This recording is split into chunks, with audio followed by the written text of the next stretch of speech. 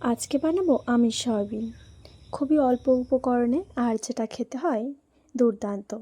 আচ্ছা, তার জন্য আমি সয়াবিনটাকে আধ ঘন্টা জলে ভিজিয়ে রেখেছিলাম। জল নিগড়ে আমি তুলে নিয়েছি সয়াবিনটা।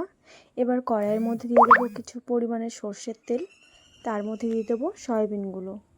এবার সয়াবিনের মধ্যে পরিমাণ মতো লবণ দিয়ে সয়াবিনটা ভেজে আমি একটা পাত্রে তুলে নেব।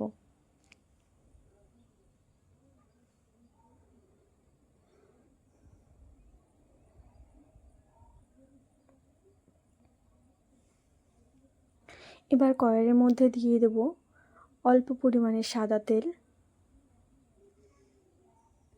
এবার দিয়ে দেব কেটে রাখা আলুগুলো, দিয়ে আমি ভালোভাবে লাল লাল করে ভেজে তুলে নেব। আর ওর মধ্যে দেব পরিমাণ মতো লবণ।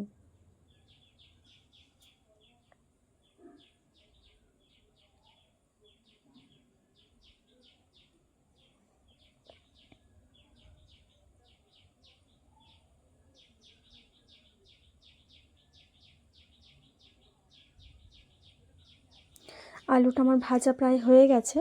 এবার আমি একটা জায়গাতে তুলে নেব।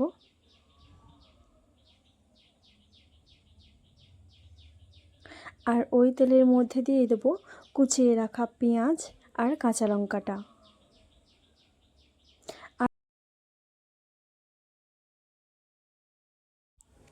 দিয়ে দেব পরিমাণ মতো লবণ। দিয়ে আমি ওটা এবারে ভালোভাবে ভেজে নেব। ভাজা হয়ে গেলে, একটু নরম হয়ে গেলে পেঁয়াজটা, তখন আমি ওর মধ্যে দিয়ে দেব কেটে রাখা টমেটোটা। টমেটোটা ভাজতে থাকবো যতক্ষণ না টমেটো গলে একদম নরম হয়ে যায়। টমেটোটাও হয়ে গেছে। এবার ওর মধ্যে দিয়ে দেবো বেটে রাখা আদা আর রসুন পেস্ট। দিয়ে মশলাটা আমি ভালোভাবে কষিয়ে নেব।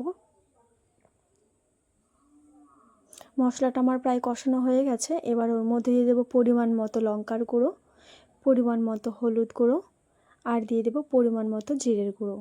দিয়ে মশলাটা আমি আবারও ভালোভাবে কষাতে থাকবো যতক্ষণ না পর্যন্ত মশলা থেকে তেলটা ছেড়ে যাচ্ছে।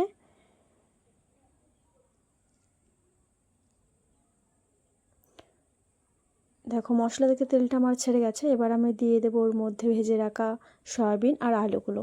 দিয়ে আমি ভালোভাবে সয়াবিন আর আলুর সাথে মশলাটা ভালোভাবে মেখে নেব।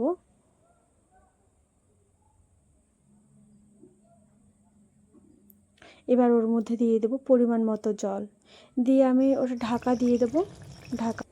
এবার ঢাকাটা আমি খুলে নেব। আমার আলুটা একদম সেদ্ধ হয়ে গেছে আর ঝোলটাও প্রায় গায়ে মাখা মাখা হয়ে গেছে। সেই সময় আমি তরকারিটা একটা পাত্রে নামিয়ে নিয়েছি। আর দিয়ে দেবো উপর দিয়ে গরম মশলা। আমি পাতা গরম মশলা ইউজ করেছি, আপনারা চাইলে বাটা গরম মশলা ইউজ করতে পারেন। তো আজকে এই পর্যন্ত, দেখা হচ্ছে নেক্সট ভিডিও নিয়ে।